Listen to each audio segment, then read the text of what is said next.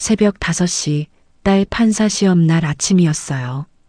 갈비탕을 그릇에 담아놓고 반찬을 가지러 돌아섰는데 시어머니가 유나 국그릇 위로 허리를 숙이고 뭔가를 쏟아넣고 있더라고요.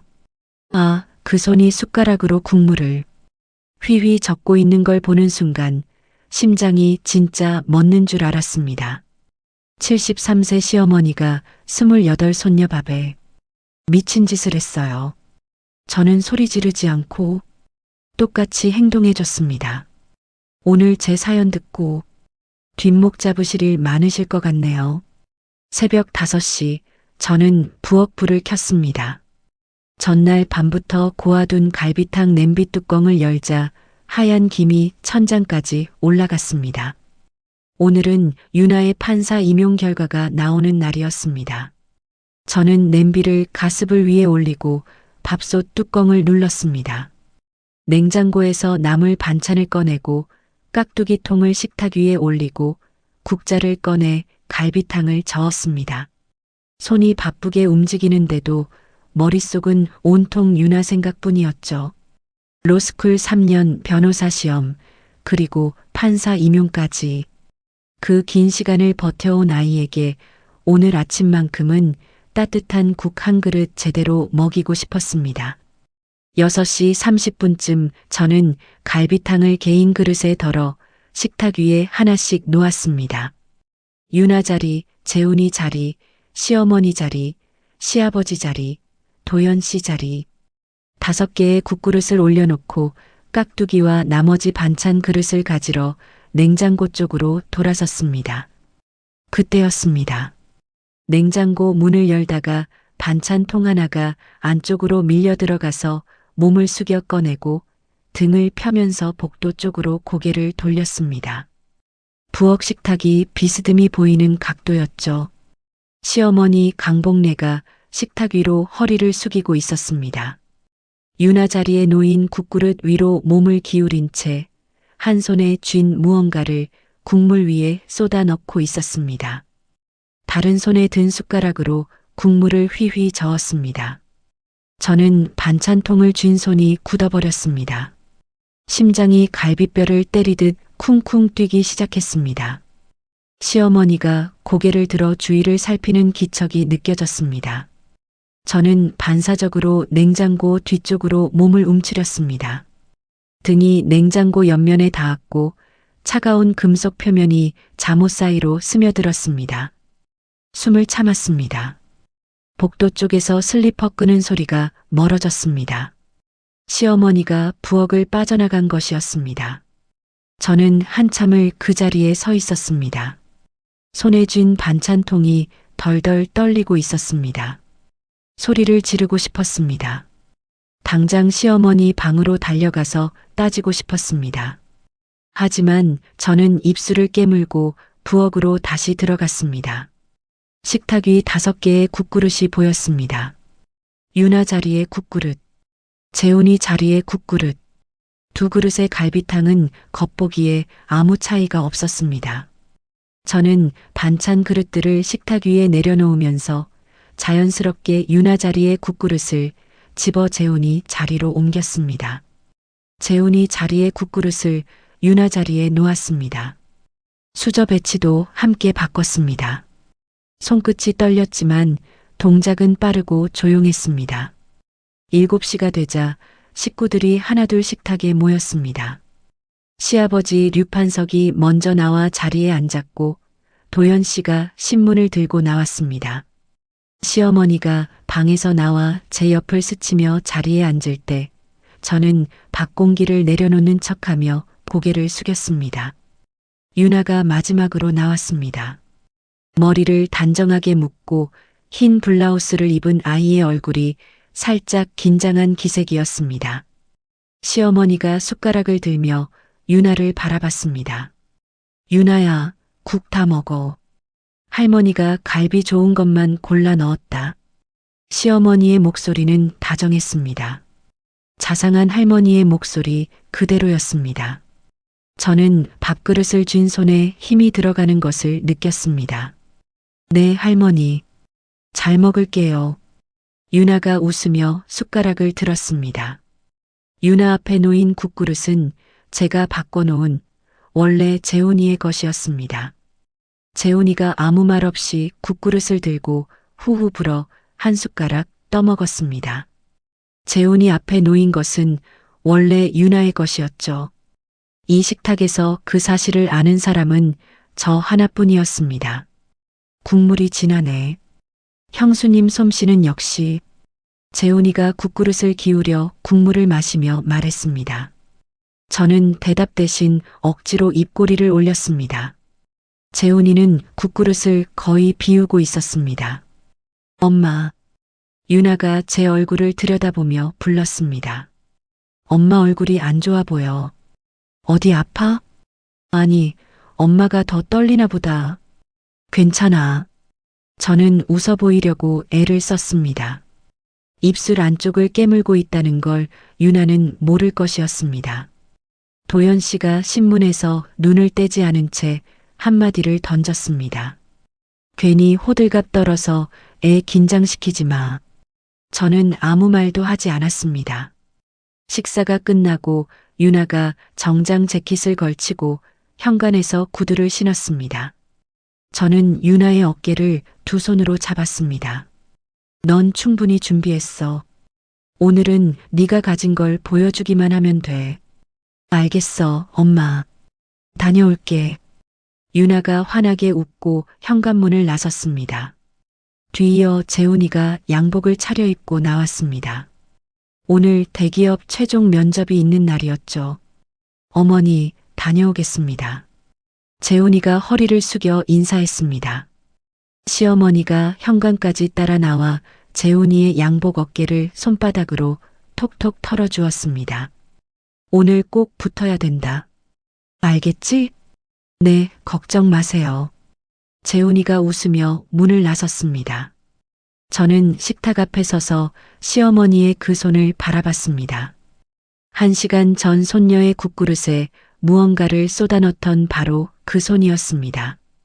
주먹을 꽉 쥐었습니다. 손톱이 손바닥에 박히는 것도 모를 만큼. 두 사람이 나간 뒤 저는 식탁을 치우기 시작했습니다. 재훈이가 비운 국그릇을 설거지 더미에 넣지 않고 따로 빼서 랩으로 단단히 감쌌습니다. 냉장고 안쪽 깊숙한 곳에 밀어 넣었습니다. 설거지를 하다가 싱크대 아래를 살폈습니다. 배수구 옆 구석에 작은 약봉지 하나가 구겨져 있었습니다. 급하게 밀어 넣은 흔적이 그대로였죠. 저는 비닐장갑을 끼고 약봉지를 집어 올렸습니다. 봉지 표면에 제품명이 희미하게 찍혀 있었습니다. 지퍼백에 넣고 앞치마 주머니에 숨겼습니다. 화장실에 들어가 문을 잠그고 스마트폰을 꺼냈습니다. 떨리는 손가락으로 봉지에 적힌 제품명을 검색했습니다. 화면에 뜬 설명을 읽는 동안 저는 변기 뚜껑 위에 주저앉았습니다. 먹고 나서 1시간에서 2시간 안에 심한 배앓이와 설사를 일으키는 약이었습니다. 저는 스마트폰을 무릎 위에 내려놓고 천장을 올려다봤습니다. 눈앞이 흐려지는 것을 참으며 깊게 숨을 들이쉬었습니다. 약봉지를 앞치마에서 꺼내 안방 옷장 안쪽 제 핸드백 깊숙이 옮겨 넣었습니다. 그리고 부엌으로 돌아가 아무 일 없다는 얼굴로 남은 설거지를 계속했습니다. 설거지를 마치고 행주로 식탁을 닦는데 시계가 9시를 가리키고 있었습니다. 시어머니가 거실 소파에 앉아 TV를 보고 있었고 시아버지는 안방으로 들어간 뒤였습니다. 저는 부엌 의자에 앉아 물 한 잔을 마시며 가슴을 쓸어내리고 있었습니다. 거실에서 시어머니 핸드폰이 울렸습니다. 재훈아. 시어머니가 리모컨을 내려놓고 전화를 받았습니다. 저는 부엌에서 귀를 기울였습니다. 뭐라고? 시어머니의 목소리가 갑자기 높아졌습니다. 저는 부엌 문틈으로 거실을 내다봤습니다. 시어머니의 얼굴에서 핏기가 빠지고 있었습니다. 배가 아파? 지금 면접을 못 봤어? 시어머니가 소파에서 벌떡 일어섰습니다. 전화기를 쥔 손이 벌벌 떨리고 있었습니다. 화장실에서 못 나온다고? 아이고, 아이고. 시어머니가 비명에 가까운 소리를 질렀습니다. TV 위에 놓인 리모컨이 바닥에 떨어져 배터리가 튕겨 나왔습니다. 저는 부엌 문틀을 잡고 서 있었습니다. 다리에 힘이 빠지는 것을 느끼면서도 얼굴에는 아무 표정도 짓지 않았습니다. 시어머니가 허겁지겁 안방 쪽을 향해 소리쳤습니다. 여보, 여보, 재훈이가 쓰러졌어. 시아버지가 안방 문을 열고 나왔습니다. 뭐야, 왜 그래? 재훈이가 면접장에서 배가 아파서 화장실에 갔는데 못 나온대. 면접을 못 봤대. 시어머니가 현관 쪽으로 뛰다시피 가며 신발을 찾았습니다. 손이 떨려서 운동화 끈을 제대로 묶지 못하고 있었습니다. 시어머니가 핸드폰을 다시 들어 도연 씨에게 전화를 걸었습니다. 도연아, 재훈이가 쓰러졌어. 병원으로 와. 빨리. 전화를 끊고 시어머니가 현관에서 저를 돌아봤습니다. 집 봐. 그 한마디만 던지고 시어머니가 현관문을 열고 나갔습니다. 문이 쾅 닫히는 소리가 울렸습니다. 시아버지도 외투를 걸치고 뒤따라 나갔습니다. 집안이 조용해졌습니다. 저는 식탁 의자에 앉았습니다. 두 손을 무릎 위에 올려놓았는데 손가락이 멈추지 않고 떨리고 있었습니다. 한참을 그 자리에서 움직이지 못했습니다. 시계 초침 소리만 부엌에 울렸습니다. 저는 두 손으로 얼굴을 감싸고 깊게 숨을 내쉬었습니다. 얼마 뒤 저는 자리에서 일어나 냉장고를 열었습니다. 아침에 랩으로 감싸 넣어둔 국그릇을 꺼냈습니다. 재훈이가 비운 그릇, 원래는 유나의 것이었던 그 그릇이었죠. 국물이 조금 남아 있었습니다. 저는 작은 밀폐 용기를 꺼내 국물을 조심스럽게 따라 옮겼습니다. 교사 시절 학교에서 학생 사건이 터졌을 때 경찰에 넘기기 전까지 증거를 어떻게 보관해야 하는지 교감 선생님에게 들은 적이 있었습니다. 증거는 한 곳에 두지 말고 두 곳 이상에 나눠 보관하라고요. 약봉지는 안방 옷장 속 핸드백에 이미 넣어뒀습니다. 국물 샘플은 옷장 안다른 가방에 따로 넣었습니다. 빈 국그릇은 깨끗이 씻어서 찬장에 돌려놓았습니다. 오후 3시 핸드폰이 울렸습니다. 유나였습니다. 엄마. 유나의 목소리가 밝았습니다. 오늘 절차 잘 끝났어. 결과는 다음 주에 나온대. 그래. 수고했어. 우리 유나. 저는 그 말을 하다가 목이 막혔습니다. 참고 있던 눈물이 쏟아져 내렸습니다. 입을 손등으로 틀어막았지만 훌쩍이는 소리가 새어나갔습니다. 엄마, 엄마 왜 울어? 무슨 일 있어? 아니야, 기뻐서 그래. 우리 유나 고생했다고. 저는 코를 훌쩍이며 억지로 웃음소리를 섞었습니다. 유나가 전화 너머로 한숨을 쉬며 말했습니다. 엄마가 나보다 더 긴장한 거 아니야? 집에 가서 맛있는 거 먹자. 그래, 조심해서 와. 전화를 끊고 저는 핸드폰을 식탁 위에 내려놓았습니다. 눈물을 손등으로 훔치고 부엌 수도꼭지를 틀어 찬물로 얼굴을 씻었습니다. 저녁 무렵 현관문이 열렸습니다. 시어머니가 먼저 들어왔습니다. 아침에 나갈 때와는 완전히 다른 모습이었습니다. 등이 굽어 있었고 눈두덩이 벌겋게 부어 있었습니다. 시어머니가 거실 바닥에 주저앉았습니다. 아이고, 아이고, 우리 재훈이. 시어머니가 무릎을 치며 통곡을 쏟아냈습니다. 장염이래.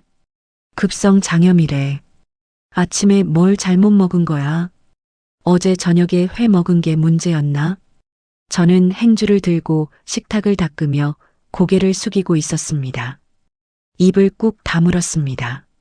시어머니가 눈물을 훔치며 혼잣말처럼 중얼거렸습니다. 그 좋은 기회를 이렇게 날려버리다니. 도연 씨가 뒤이어 들어오며 구두를 벗었습니다. 재훈이 면접 다시 볼 수 있대? 경력직 특채가 그런 거 봐주겠어? 다 끝났어. 다 끝났다고. 시어머니가 다시 울음을 터뜨렸습니다. 도연 씨가 긴 한숨을 내쉬며 안방으로 들어갔습니다. 저를 한 번도 쳐다보지 않았습니다. 저는 행주를 개어 싱크대 위에 올려놓고 부엌 불을 껐습니다. 밤 9시쯤 유나가 집에 돌아왔습니다.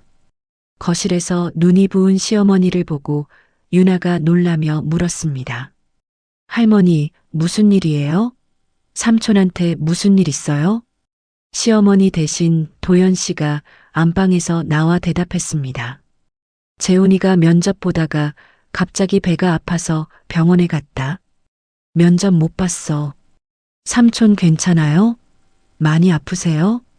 유나가 진심으로 걱정하는 얼굴이었습니다. 저는 유나의 그 표정을 바라봤습니다. 이 아이는 아무것도 모르고 아무 잘못도 없이 누군가를 걱정하고 있었습니다. 그날 밤 저는 잠이 오지 않았습니다. 도연 씨 옆에 누워 천장을 올려다보며 생각을 멈출 수가 없었습니다.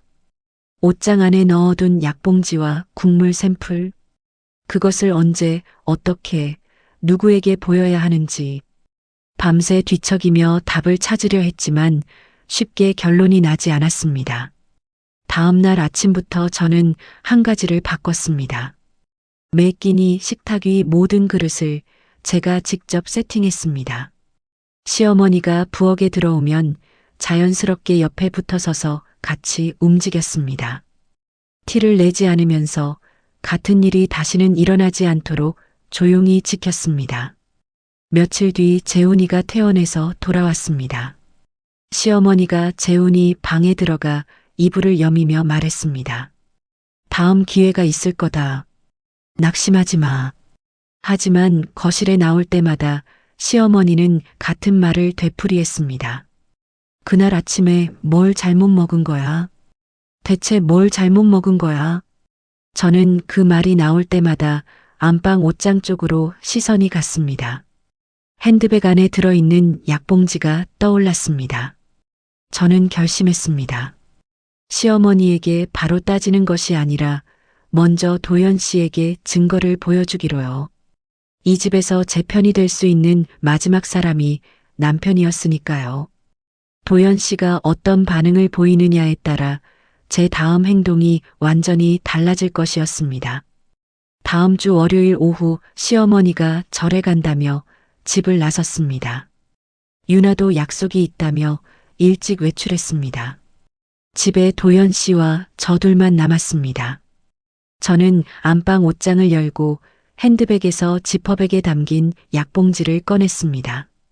다른 가방에서 밀폐용기에 담긴 국물 샘플도 꺼냈습니다. 스마트폰에는 그날 화장실에서 검색해둔 약 정보 화면을 띄워놓았습니다. 거실 소파에 앉아 TV를 보고 있는 도연 씨 앞으로 갔습니다. 테이블 위에 약봉지를 올려놓았습니다. 그 옆에 밀폐용기를 놓았습니다. 스마트폰을 그 앞에 세워놓았습니다. 도연 씨가 TV에서 눈을 떼고 테이블 위를 내려다봤습니다. 이게 뭐야? 유나 판사 시험 보던 날 아침에 있었던 일이야. 저는 도연 씨 맞은편에 앉았습니다. 무릎 위에 놓은 두 손을 꼭 깍지 꼈습니다. 그날 새벽에 내가 밥상을 차리고 있었어. 반찬을 가지러 냉장고 쪽으로 갔다가 돌아보는데 어머니가 유나 자리 국그릇에 뭔가를 넣고 숟가락으로 적고 계셨어. 도연 씨의 눈이 테이블 위 약봉지로 갔다가 제 얼굴로 돌아왔습니다. 그래서 내가 어머니 나간 사이에 유나 국그릇이랑 재훈이 국그릇 자리를 바꿨어. 재훈이가 그날 그 국을 먹은 거야. 도연 씨의 표정이 굳어졌습니다. 리모컨을 쥔 손가락이 하얗게 변할 만큼 힘이 들어가 있었습니다. 설마 우리 엄마가 그런 짓을 했겠어. 네가 잘못 본 거 아니야? 저는 스마트폰을 들어 도연 씨 앞으로 밀었습니다. 이 약봉지에 적힌 이름이랑 검색 결과를 비교해봐. 먹고 나서 1시간에서 2시간 안에 심하게 배가 아프고 설사가 난대. 재훈이 병원에서 뭐라고 했어? 급성 장염이라고 했잖아. 똑같아. 도연 씨가 약봉지를 집어들었습니다. 봉지 표면에 찍힌 글씨를 한참 동안 들여다봤습니다. 눈동자가 미세하게 흔들리고 있었습니다. 저는 도연 씨가 입을 열기를 기다렸습니다. 어머니에 대한 분노가 나올 거라고, 딸에게 그런 짓을 하다니 하는 말이 나올 거라고 생각했습니다. 그래서 네가 그릇을 바꿨다는 거야? 도연 씨가 약봉지를 테이블 위에 내려놓으며 저를 똑바로 봤습니다. 재훈이가 이렇게 된 게 내 때문이잖아. 저는 말을 잃었습니다. 숨이 턱 막히는 것 같았습니다. 손가락 끝에서 피가 빠져나가는 느낌이었습니다. 지금 나한테 하는 말이 그거야? 아니, 사실이 그렇다고. 엄마가 정말 그랬는지도 확실하지 않은데 네가 멋대로 그릇을 바꿔서 재훈이가 면접을 망친 거잖아. 저는 무릎 위에서 깍지 낀 손을 풀고 테이블을 짚었습니다. 그릇을 안 바꿨으면 유나가 쓰러졌어. 당신 딸이 판사 시험 보러 가는 길에 화장실에서 나오지도 못하고 주저앉았을 거라고. 한 글자 한 글자 또박또박 내뱉었습니다. 도연 씨가 소파 등받이에 등을 기댔습니다. 천장을 올려다보며 한동안 아무 말도 하지 않았습니다. 벽시계 초침 소리가 거실을 채웠습니다. 긴 침묵 끝에 도연 씨가 입을 열었습니다.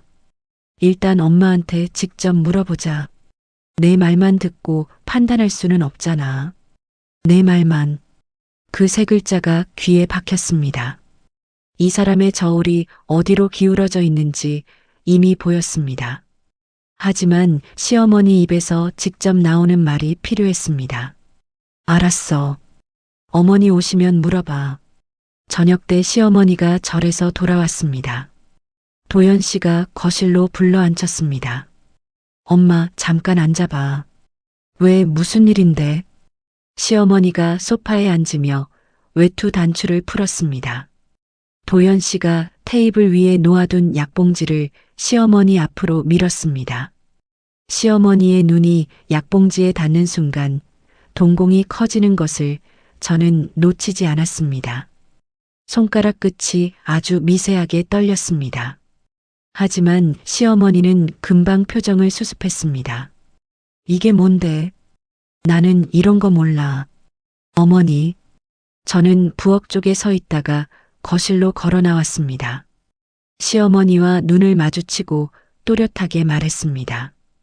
그날 새벽에 유나 국그릇에 뭔가 넣으시는 거 제가 봤습니다. 시어머니의 얼굴이 일그러졌습니다. 소파에서 벌떡 일어서며 손가락으로 저를 가리켰습니다. 뭐? 며느리가 시어미를 도둑으로 모는 거야? 지금 내가 손녀한테 뭘 했다는 거야? 어머니, 전 분명히 봤습니다. 유나 자리에 놓인 국그릇 위로 허리를 숙이고 계셨어요. 이것이 미쳤나? 도연아, 너는 이걸 듣고 가만히 있을 거야? 내 마누라가 지금 나한테 뭐라고 하는 거야? 시어머니가 도연 씨 팔을 잡고 흔들었습니다. 도연 씨가 두 손을 내저으며 말했습니다. 엄마도 좀 진정하고 하윤이 너도 좀 진정해. 진정은 무슨 진정? 내가 손녀한테 약을 탔다고? 이 집에서 내가 뭔 죄를 졌길래 이런 누명을 씌워. 시어머니의 목소리가 집 안 전체를 울렸습니다. 안방 문이 열리며 시아버지 류판석이 나왔습니다. 잠옷바람에 얼굴이 잔뜩 찌푸려져 있었습니다. 도대체 무슨 소란이야? 밖에까지 다 들려. 도연 씨가 상황을 설명했습니다. 시아버지가 테이블 위 약봉지를 집어들고 한번 훑어보더니 다시 내려놓았습니다. 싱크대 밑에 이런 거 하나 없겠어? 이게 무슨 증거가 된다고 이 난리야. 시아버지가 저를 한번 쳐다보고는 시어머니 옆에 앉았습니다. 저는 도연 씨를 똑바로 바라봤습니다. 당신은 어떻게 생각해? 거실에 네 사람이 있었지만 제 눈에는 도연 씨밖에 보이지 않았습니다. 이 사람이 어떤 말을 하느냐에 따라 모든 것이 달라지는 순간이었습니다. 도연 씨가 고개를 숙이고 두 손으로 얼굴을 감쌌습니다. 손가락 사이로 깊은 한숨이 새어나왔습니다. 엄마가 그럴 리가 없어. 네가 너무 예민한 거 아니야. 저는 그 말을 듣는 순간 가슴 한가운데서 무언가가 뚝 끊어지는 것을 느꼈습니다. 줄이 끊어진 연처럼 어딘가로 떠내려가는 기분이었습니다. 더 이상 이 자리에서 나눌 말이 없었습니다. 저는 돌아서서 안방으로 들어갔습니다. 문을 닫고 한참을 벽에 등을 기대고 서 있었습니다. 자정이 넘어서야 집안이 조용해졌습니다. 저는 옷장에서 여행용 캐리어를 꺼냈습니다. 지퍼를 열고 저와 유나의 옷가지를 하나씩 넣었습니다. 속옷, 세면도구, 유나의 정장 한 벌. 소리가 나지 않게 천천히 움직였습니다. 새벽 2시 스마트폰을 꺼내 언니 경숙에게 문자를 보냈습니다. 언니, 내일 유나 데리고 갈게. 방 하나만 빌려줘. 새벽 5시 저는 미리 싸둔 캐리어를 현관에 내려놓았습니다. 온 집안이 고요했습니다. 도연 씨는 거실 소파에서 잠들어 있었고 안방에서는 시아버지의 코 고는 소리가 새어나왔습니다. 유나의 방문을 조용히 열었습니다. 유나가 이불 위에 앉아 있었습니다. 잠을 설친 얼굴이었습니다. 저와 눈이 마주치자 유나는 아무 말 없이 침대에서 내려와 옷장에서 가방을 꺼냈습니다. 둘 다 말이 없었습니다. 신발을 신는 소리조차 내지 않으려고 운동화 뒤축을 손으로 잡아 올렸습니다. 현관문 잠금 장치를 천천히 돌리고 문을 열고 문을 닫았습니다. 복도에 나서자 새벽 공기가 얼굴에 닿았습니다. 저는 캐리어 손잡이를 쥐고 엘리베이터 버튼을 눌렀습니다. 유나가 제 옆에 서서 아파트 현관문 쪽을 한번 돌아봤습니다. 저는 돌아보지 않았습니다. 수원 경숙 언니 아파트에 도착한 것은 아침 7시가 넘어서였습니다. 언니가 현관문을 열자마자 제 얼굴을 보고 입술을 꽉 다물었습니다. 들어와. 밥부터 먹어. 언니가 캐리어를 받아 안쪽으로 끌고 들어갔습니다. 유나가 고개를 숙이며 인사했습니다. 이모, 갑자기 와서 죄송해요. 죄송하긴. 어서 들어와. 밥 차려놨어. 식탁에 앉아 밥을 먹으려는데 숟가락을 드는 손이 떨렸습니다. 언니가 제 손등을 가만히 잡았습니다. 밥 먹고 천천히 얘기해. 밥을 먹고 유나가 설거지를 하는 동안 저는 언니와 거실에 마주 앉았습니다. 그날 새벽 부엌에서 본 시어머니의 뒷모습부터 어젯밤 도연 씨의 대답까지 처음부터 끝까지 이야기했습니다. 언니의 얼굴이 점점 붉어졌습니다. 두 손으로 무릎을 치며 소파에서 벌떡 일어섰습니다. 내가 그 집에 가서 한마디만 하자. 지금 당장. 언니 앉아. 저는 언니의 손목을 잡아 다시 앉혔습니다. 감정 싸움하면 내가 져. 그 집에서 미친 며느리 만들기 딱 좋은 꼴이야. 다른 방법으로 해야 해. 언니가 입술을 꽉 깨물고 저를 바라봤습니다. 눈시울이 빨갛게 물들어 있었습니다. 그래, 알았어. 네가 하자는 대로 하자. 유나가 설거지를 마치고 거실로 나왔습니다. 저는 유나를 맞은편에 앉히고 그날 새벽에 있었던 일을 처음부터 이야기했습니다.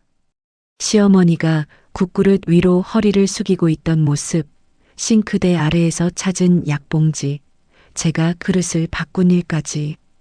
유나의 눈이 점점 커졌습니다. 설마 할머니가? 엄마, 정말이야? 저는 스마트폰을 꺼내 약봉지 사진과 검색해둔 약 정보를 보여줬습니다. 유나가 화면을 들여다보며 한참을 말이 없었습니다. 커피잔을 두 손으로 감싼 채 시선이 잔 안에 머물러 있었습니다. 엄마, 그날 내가 그 국을 먹었으면 어떻게 됐을까? 유나의 목소리가 떨리고 있었습니다. 저는 유나의 손을 잡았습니다. 차가운 손이었습니다. 한참 뒤 유나가 고개를 들었습니다. 눈가가 젖어 있었지만 목소리는 가라앉아 있었습니다. 엄마, 나 사실 예전부터 이상한 게 있었어.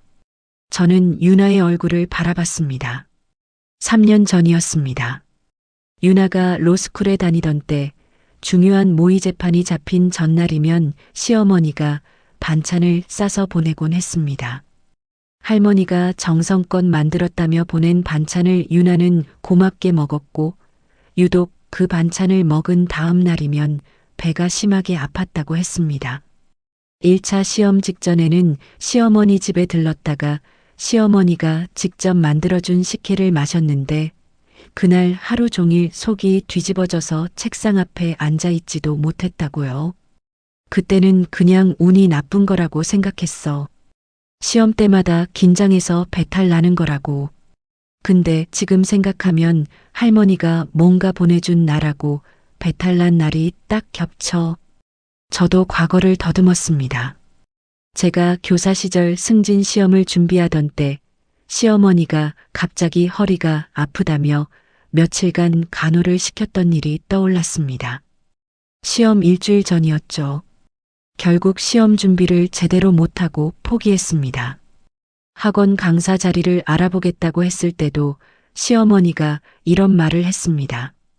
손녀를 남한테 맡기고 돈 벌러 다니는 엄마가 어딨어. 유나가 불쌍하지도 않아? 그 말에 죄책감이 밀려와서 이력서를 찢어버렸던 기억이 났습니다. 우연이라고 생각했던 일들이 하나의 선으로 이어지고 있었습니다. 집을 나온 지 이틀째 도연 씨에게서 전화가 오기 시작했습니다. 하윤아, 어디 있어? 일단 돌아와서 이야기하자. 저는 전화를 받지 않았습니다. 문자가 왔습니다. 이러면 네가 가출한 거야. 불리해지는 건 너라고. 스피커폰 너머로 시어머니 목소리가 들려왔습니다. 며느리가 내 손녀를 꼬드겨서 집안을 쪼개놨어. 저는 핸드폰을 내려놓고 화면을 뒤집어 엎었습니다. 사흘째 되는 날 언니가 소개해준 변호사를 찾아갔습니다. 최은아 변호사였습니다. 사무실에서 저와 유나가 나란히 앉아 그동안의 일을 설명했습니다. 최 변호사가 약봉지를 들여다보고 국물 샘플을 확인한 뒤 안경을 벗으며 말했습니다. 이 정도면 단순히 이혼 사유만 되는 게 아니에요. 남의 음식에 몰래 약을 탄 거니까요. 약봉지에 남은 가루는 약사한테 확인을 받고 국물은 정식으로 성분 검사를 맡기는 게 좋겠습니다. 변호사 사무실을 나서며 유나가 조심스럽게 말했습니다. 엄마, 삼촌한테는 미안한 마음이 있어. 삼촌은 아무것도 몰랐잖아. 저도 재훈이가 이 일에 휘말린 것이 마음에 걸렸습니다. 하지만 그 약이 원래 유나에게 갈 것이었다는 사실 앞에서 미안함보다 다른 감정이 먼저 치밀어 올랐습니다.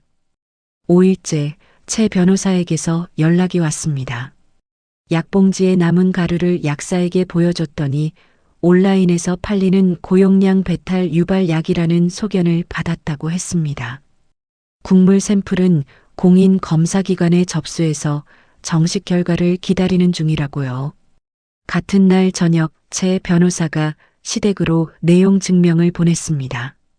시어머니가 한 일에 대한 설명과 이혼 의사를 담은 서류였습니다. 그날 밤 도연 씨에게서 전화가 왔습니다. 이번에는 받았습니다. 하윤아, 이게 진짜야? 도연 씨의 목소리가 떨리고 있었습니다. 변호사까지 선임한 거야? 응, 진짜야. 저는 그 한마디만 하고 전화를 끊었습니다. 내용 증명이 시댁에 도착하고 3일이 지났습니다. 최 변호사 사무실 회의실에서 저는 도연 씨와 마주 앉았습니다. 최 변호사가 제 옆에 앉아 서류를 펼쳐놓고 있었습니다. 도연 씨의 얼굴은 밤잠을 못 잔 사람의 얼굴이었습니다. 눈밑이 검게 내려앉아 있었고 면도도 하지 않은 턱에 수염이 거칠게 나 있었습니다. 양복 셔츠 깃이 한쪽만 접혀 있는 것도 모르는 채 의자에 앉았습니다. 도연 씨가 먼저 입을 열었습니다. 엄마가 인정했어. 저는 숨을 멈췄습니다. 제 변호사가 펜을 내려놓고 도연 씨를 바라봤습니다. 어젯밤에 엄마한테 물어봤어. 내용 증명받고 나서 아버지가 엄마를 다그치셨는데 엄마가 결국 다 말했어. 도연 씨가 두 손으로 테이블 모서리를 잡았습니다. 손가락 마디가 하얗게 질려 있었습니다. 6개월 전부터 엄마가 점집을 다녔대. 저는 입을 다문 채 도연 씨를 바라봤습니다. 거기 무당이 그런 말을 했나 봐. 이 집안에 여자가 높은 자리에 올라가면 남자 쪽 기운이 꺾여서 큰아들이 일찍 죽는다고. 도연 씨의 목소리가 갈라졌습니다. 엄마가 그 말을 믿은 거야. 유나가 판사 되면 내가 죽는다고. 그래서 어떻게든 유나가 시험에 떨어져야 한다고 생각한 거래.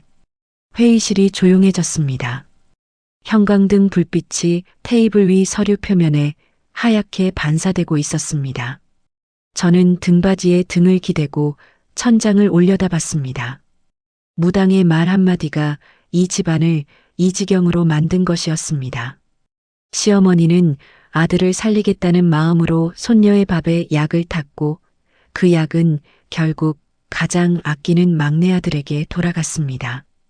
도연 씨가 고개를 숙이며 말했습니다. 엄마가 잘못한 건 맞아. 근데 미신에 빠진 노인이 한 일이잖아. 법적으로까지 가야 해? 제 변호사가 서류를 한 장 넘기며 입을 열었습니다. 점쟁이 말을 믿었든 안 믿었든 다른 사람이 먹을 음식에 몰래 약을 넣은 건 그 자체로 문제입니다. 거기다 한 번이 아니라 반복적으로 그런 정황이 있으면 실수라고 볼 수가 없어요. 도연 씨가 아무 말도 하지 못했습니다. 입술을 움직이다가 다시 다물기를 두세 번 반복했습니다.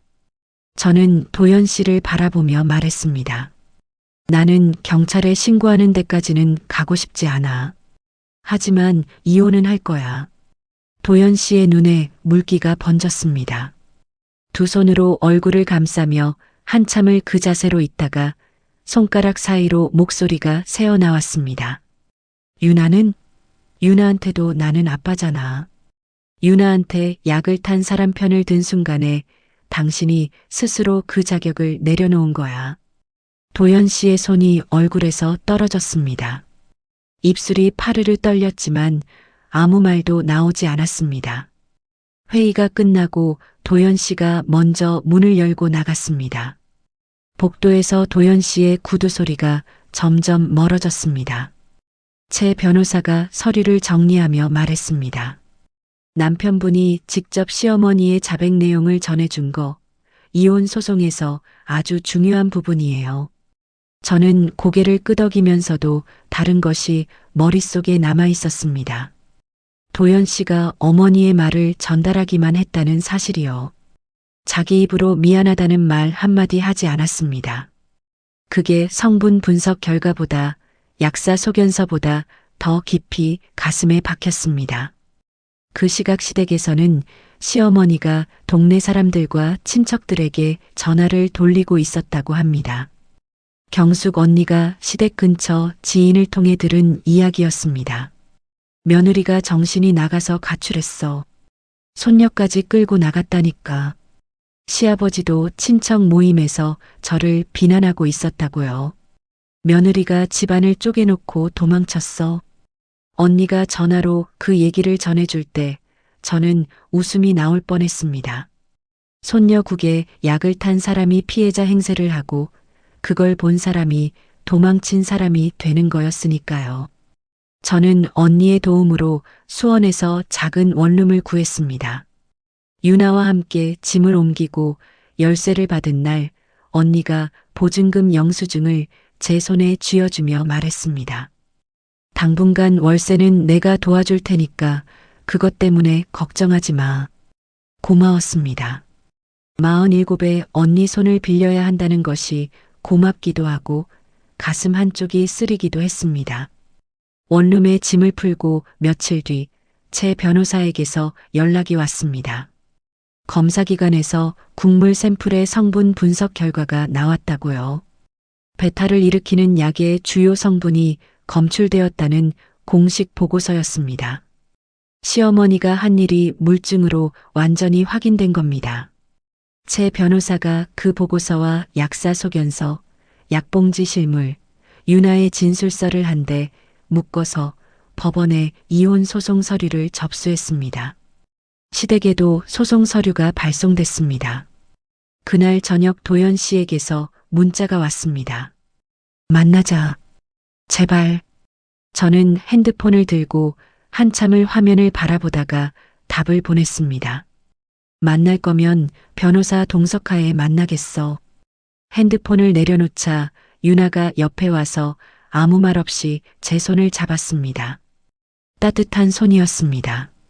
저는 이 좁은 원룸 창밖으로 보이는 가로등 불빛을 바라봤습니다.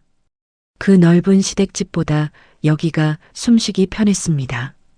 소송 서류를 접수하고 열흘이 지난 오후였습니다. 저는 원룸 부엌에서 저녁 준비를 하고 있었습니다. 양파를 썰다가 핸드폰이 울렸습니다. 윤아였습니다. 엄마. 윤아의 목소리가 떨리고 있었습니다. 나 합격했어. 법원 홈페이지에 이름 떴어. 엄마, 나 판사 됐어. 칼을 내려놓았습니다. 도마 위에 반쯤 썬 양파가 그대로 있었습니다. 저는 핸드폰을 귀에 댄 채 한동안 움직이지 못했습니다. 엄마, 엄마 거기 있어? 있어.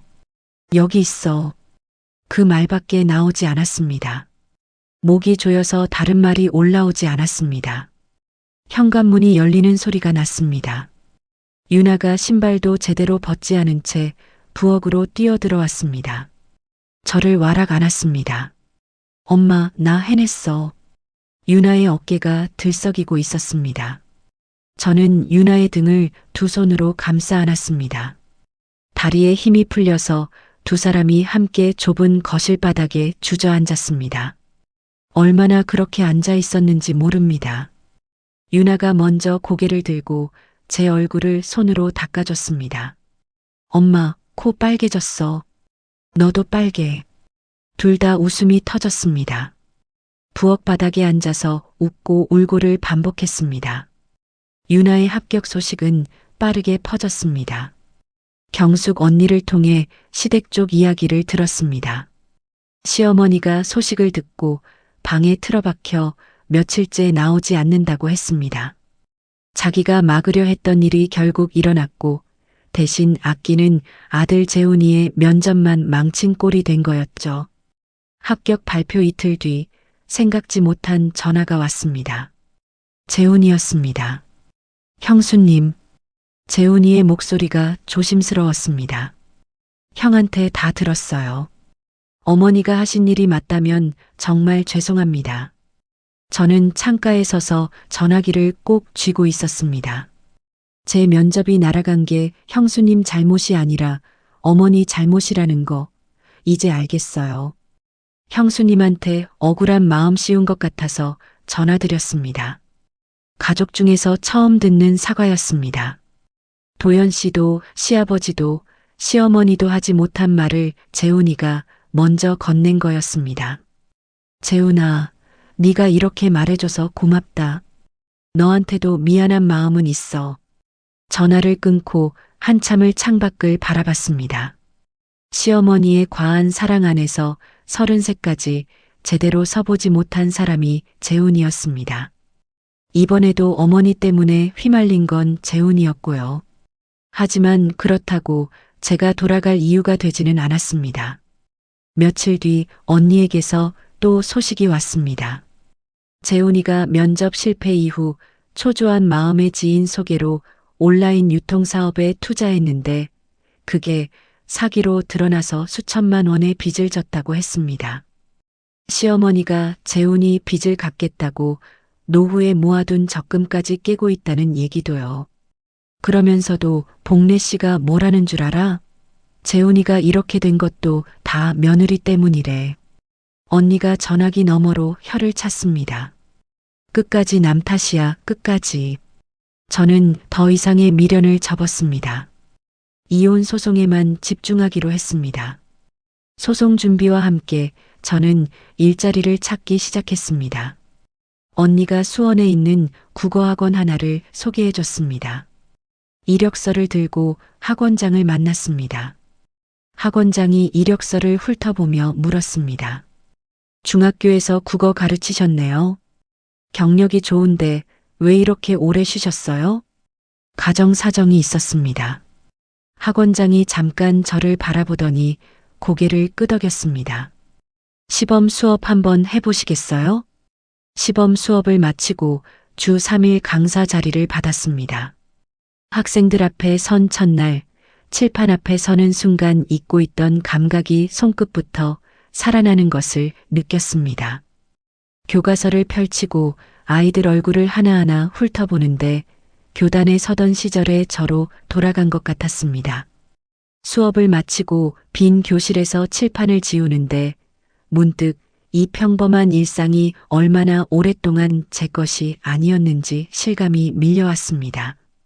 학원 일을 시작하고 일주일쯤 지났을 때 유나에게서 사진 한 장이 왔습니다. 판사 임관식 안내문을 찍은 사진이었습니다. 사진 아래에 메시지가 붙어 있었습니다.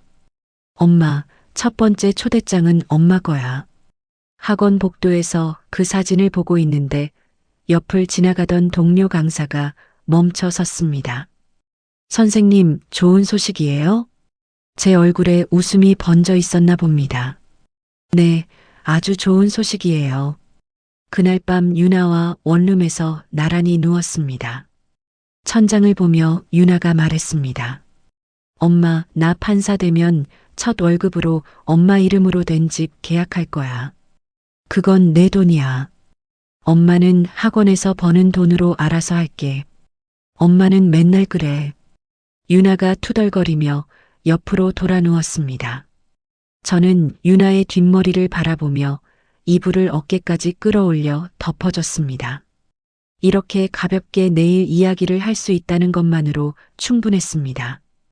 이혼 소송 첫 변론 기일 아침, 저는 새로 산 정장을 꺼내 입었습니다. 원룸 화장대 거울 앞에 서서 재킷 단추를 잠그는데 거울 속 제 모습이 교단에 서던 시절과 겹쳐 보였습니다. 수년간 앞치마만 두르고 살았던 시간이 아득하게 느껴졌습니다. 법원 복도에서 제 변호사가 저를 맞았습니다. 긴장되시죠? 괜찮아요. 괜찮지 않았습니다. 손바닥에 땀이 차 있었고 심장이 빠르게 뛰고 있었습니다. 하지만 오늘 이 자리에 서는 것은 서류를 처리하는 일 이상의 의미가 있었습니다. 법정에 들어서자 맞은편에 도연 씨가 앉아 있었습니다. 도연 씨 옆에 도연 씨 쪽 변호사가 서류를 넘기고 있었습니다. 도연 씨와 눈이 마주쳤지만 서로 고개를 돌렸습니다. 도연 씨 쪽 변호사가 먼저 말문을 열었습니다. 시어머니의 행위는 무속인의 말에 현혹된 일시적인 판단 착오에 불과합니다. 또한 원고가 임의로 국그릇을 바꾼 행위에도 잘못이 있습니다. 제 변호사가 준비한 서류를 하나씩 꺼냈습니다. 검사기관의 성분 분석 보고서, 약사 소견서, 약봉지 실물 사진, 유나의 진술서. 이것은 한 번의 실수가 아닙니다. 수년에 걸쳐 반복된 방해 행위의 연장선입니다. 제 변호사가 유나의 진술서를 재판부 쪽으로 내밀며 말했습니다. 피고의 어머니는 원고의 딸이 주요 시험을 앞둘 때마다 음식을 보냈고 그 음식을 먹은 뒤 반복적으로 심한 배탈 증상이 나타났습니다. 이에 대한 구체적인 날짜와 정황이 진술서에 정리되어 있습니다. 재판이 진행되면서 유나가 증인석에 섰습니다. 법정 앞쪽으로 걸어가는 유나의 등이 고닫습니다. 유나가 서류를 펼쳤습니다. 로스쿨 시절부터 정리한 자료였습니다. 날짜별로 어떤 음식을 받았고 그 뒤에 어떤 증상이 있었는지 빼곡하게 적혀 있었습니다. 로스쿨 2학년 모의 재판 전날 할머니가 보내주신 반찬을 먹고 그날 밤부터 배가 심하게 아팠습니다. 다음 날 모의 재판에 겨우 참석했지만 제대로 발표를 못했습니다. 유나가 서류를 한 장 넘겼습니다. 1차 시험 3일 전 할머니 댁에 들렀을 때 할머니가 직접 만들어주신 식혜를 마셨습니다. 그날 하루 종일 속이 뒤집어져서 책상 앞에 앉아있지도 못했습니다. 유나가 고개를 들어 재판부를 바라봤습니다. 저는 이것이 우연이 아니었다는 것을 이제야 알았습니다. 법정이 조용해졌습니다. 도연 씨가 고개를 숙이고 있는 것이 보였습니다. 최 변호사가 도연 씨를 증인석으로 불렀습니다. 시어머니께서 유나의 음식에 약을 넣었다는 사실을 인정하십니까? 도연 씨가 증인석에서 한참을 말이 없었습니다. 입술을 몇 번이나 달싹거렸습니다. 두 손이 무릎 위에서 깍지를 꼈다 풀었다를 반복하고 있었습니다. 어머니가 그렇게 말씀하셨습니다. 끝까지 자기 입으로 그렇다고 단정 짓는 것을 피했습니다. 저는 도연 씨의 그 모습을 보면서 씁쓸함을 넘어 연민까지 느꼈습니다.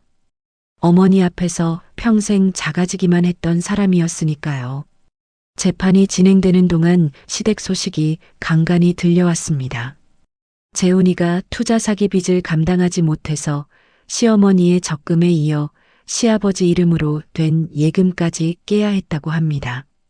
시어머니와 시아버지 사이에서도 싸움이 시작됐다는 소식이었습니다. 네가 재훈이를 이 모양으로 키워놔서 이 꼴이 난 거야. 시아버지가 시어머니에게 그렇게 소리를 질렀다고 경숙 언니가 전해줬습니다. 두 번째 변론기일에서 최 변호사가 그동안의 증거를 정리하며 말했습니다. 이 사건은 가족이라는 이름 아래 묵인되어 온 반복적인 방해 행위입니다. 남편은 이 사실을 알고도 어머니의 편을 들어 아내를 혼자 내몰았습니다. 도연 씨 쪽 변호사가 뚜렷한 반박을 내놓지 못했습니다. 마지막 변론 기일을 앞두고 도연 씨 쪽에서 합의 제안이 들어왔습니다. 재산을 나누는 것과 위자료를 저희 쪽 요구대로 받아들이겠다는 내용이었습니다. 최 변호사가 제안서를 제 앞에 펼쳐놓으며 말했습니다. 판결까지 가도 이길 수 있지만 시간이 오래 걸려요. 이 조건이면 합의해도 괜찮습니다. 저는 하루를 고민했습니다. 원룸 창가에 앉아 밤새 생각했습니다. 더 싸울 수도 있었지만 더 이상 그 사람들과 얽혀 있고 싶지 않았습니다. 다음 날 최 변호사에게 전화했습니다. 합의할게요.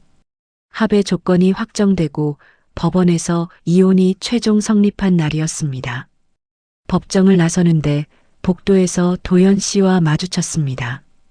도연 씨가 입을 열었다가 다물었습니다. 무언가 말하려는 듯 제 쪽을 보다가 고개를 돌렸습니다. 저는 기다리지 않았습니다. 법원 계단을 내려갔습니다. 계단 아래에서 유나와 경숙 언니가 서 있었습니다. 언니가 저를 보자마자 물었습니다. 끝났어? 끝났어. 유나가 제 팔을 잡았고 언니가 반대쪽 팔을 잡았습니다. 세 사람이 법원 앞길을 걸었습니다. 저녁에 경숙 언니 집에서 셋이 밥을 먹었습니다. 언니가 찌개를 끓이고 유나가 밥을 퍼왔습니다. 소박한 식탁이었지만 배가 부르도록 먹었습니다. 유나가 숟가락을 내려놓으며 말했습니다. 엄마, 나 첫 발령지 나왔어. 어디? 수원. 저는 유나의 얼굴을 바라봤습니다. 우연인지 유나가 골라서 그런 건지 묻지 않아도 알 수 있었습니다. 그럼 밥 자주 해줄 수 있겠네. 유나가 웃었습니다. 언니가 찌개를 한 숟가락 더 떠서 제 그릇에 넣어주며 말했습니다. 잘 됐다. 이제 좀 살아보자. 이혼이 성립되고 2달이 지났습니다. 재산 분할로 받은 돈과 학원 강사 월급을 합쳐서 수원에 작은 아파트를 얻었습니다. 이사 당일 짐을 나르던 사람들이 돌아가고 텅 빈 거실에 혼자 서 있었습니다. 손에 들린 것은 전세 계약서였습니다. 계약서 감난에 정하윤이라고 적혀 있었습니다. 제 이름이 들어간 집 계약서를 쥐어본 것은 47년 만에 처음이었습니다. 한참을 그 자리에 서서 계약서를 들여다보고 있었습니다. 야, 짐이나 풀어. 경숙 언니가 뒤에서 제 등을 탁 쳤습니다. 상자 2개를 양팔에 끼고 들어온 언니가 거실 한가운데 상자를 내려놓으며 두리번거렸습니다. 작지만 깨끗하네.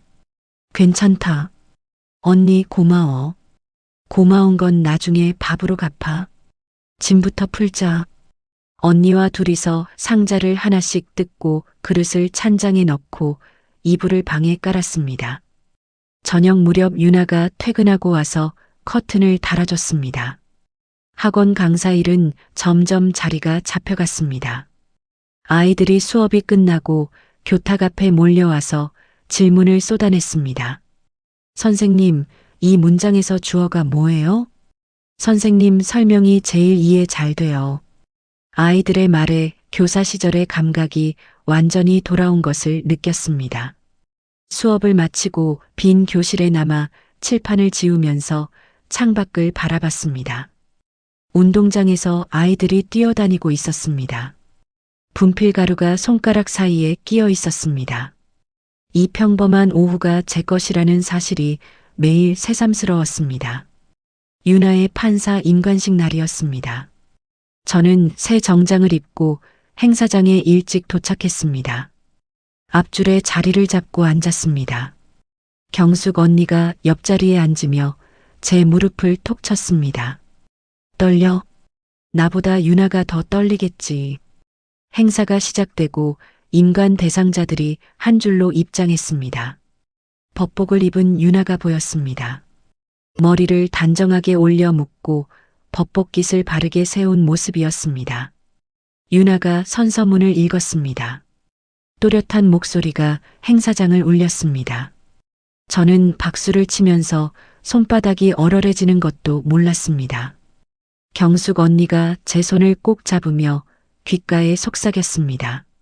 네가 해낸 거야. 저는 고개를 저었습니다. 유나가 해낸 거지. 유나도 해냈고 너도 해낸 거야. 언니의 손을 꽉 쥐었습니다. 며칠 뒤 재훈이에게서 전화가 왔습니다. 형수님, 저 물류센터에서 야간 근무 시작했어요. 그래, 몸은 괜찮아? 힘들죠. 근데 어머니한테 기대는 게 답이 아니라는 걸 이제야 알겠더라고요. 빚도 제 힘으로 갚아보려고요. 재훈아, 잘할 수 있을 거야. 내 인생은 네가 사는 거야. 전화를 끊고 재훈이 생각을 했습니다. 시어머니의 그늘 아래서 33까지 제대로 뿌리를 못 내린 사람이었습니다. 빚까지 지게 됐지만 처음으로 스스로 일어서려 하고 있었습니다. 재훈이를 통해 시댁 이야기도 조금 들렸습니다. 시어머니는 점집 출입을 끊고 집에만 틀어박혀 있다고 했습니다. 시아버지는 텃밭에만 나가고 시어머니와 말을 거의 안 한다고요. 어느 일요일 오후 초인종이 울렸습니다. 저는 앞치마를 두른 채 현관문을 열었습니다. 도연 씨가 서 있었습니다. 양복 대신 낡은 점퍼를 입고 있었습니다. 얼굴이 야위어서 광대뼈가 도드라져 보였습니다. 한 번만 이야기할 수 있을까? 저는 잠시 도연 씨의 얼굴을 바라봤습니다. 현관 안으로 들이지 않았습니다. 대신 밖으로 나가 복도 끝 벤치에 나란히 앉았습니다. 한동안 둘 다 말이 없었습니다. 아파트 단지 놀이터에서 아이들이 뛰어노는 소리가 올라왔습니다. 도연 씨가 먼저 입을 열었습니다. 그때 내가 내 편을 들었어야 했어. 저는 놀이터 쪽을 내려다보고 있었습니다. 알면서도 못했어. 엄마 앞에서 한 번도 아니라고 말해본 적이 없으니까. 도연 씨의 목소리가 낮게 가라앉아 있었습니다. 엄마도 직접 사과하고 싶어 한다더라. 저는 한참을 아무 말 없이 앉아 있었습니다.